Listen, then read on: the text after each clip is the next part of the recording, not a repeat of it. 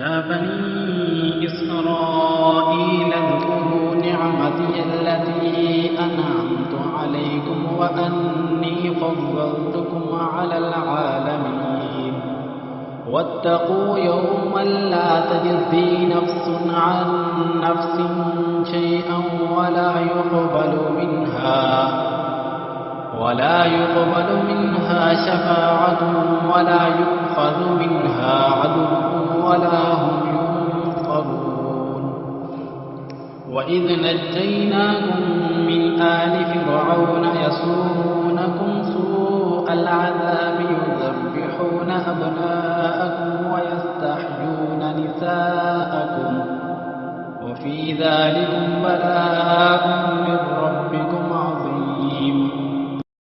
ऑनलाइन कुरान करीम सीखने के लिए हमारे दिए गए नंबर पर राब्ता करें।